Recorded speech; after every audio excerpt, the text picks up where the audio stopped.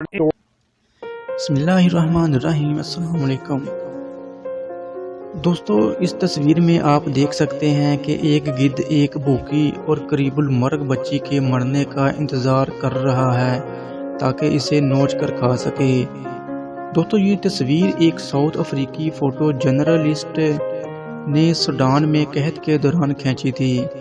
ये तस्वीर दुनिया में इतनी मशहूर हो गई कि इन्हें इस तस्वीर के लिए अवार्ड से नवाजा गया, लेकिन केविन कार्टर एजाज़ का लुत्फ़ ज़्यादा दिनों तक नहीं उठा सका क्योंकि डिप्रेशन का शिकार होकर इसने खुदकुशी कर ली। दोस्तों, ऐसा क्या हुआ? दरअसल जब वो इस अवार्ड के पाने का जश्न मना रहा था तो सारी दुनिया के मीडिया चैनल्स पर इसका जिक्र हो रहा था और इसकी शोहरत बाम अरूज पर पहुंच गई थी।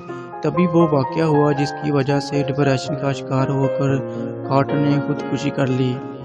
हुआ यूं कि एक इंटरव्यू के दौरान किसी ने कार्टर से पूछ लिया कि आपने तस्वीर तो बहुत ज़बरदस्त ली, लेकिन ये बताएं कि इस बच्ची का क्या हुआ। कार्टर ये सवाल सुनकर मबहूर तो रह गया, फिर इसने संभल कर जवाब दिया कि ये देखने के लिए वो रुक नहीं सका क्योंकि इसे फ़्लाइट पकड़नी थी।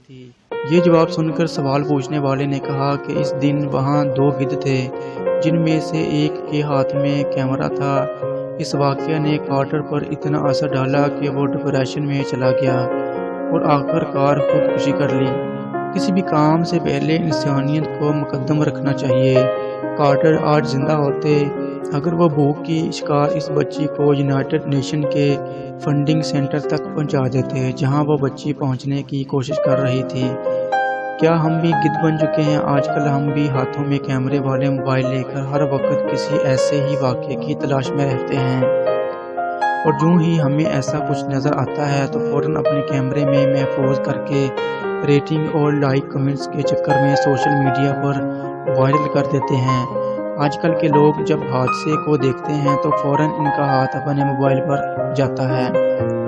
वो फ़ोन से किसी एम्बुलेंस वगैरह की मदद नहीं तलब करते बल्कि ज़ख्मों से कराहते फ़र्द की तस्वीर या वीडियो बनाने लगते हैं ताकि इसे फेसबुक या व्हाट्सएप के ज़रिए सारी दुनिया में फैला सकें। अल्लाह हाफ़िज़।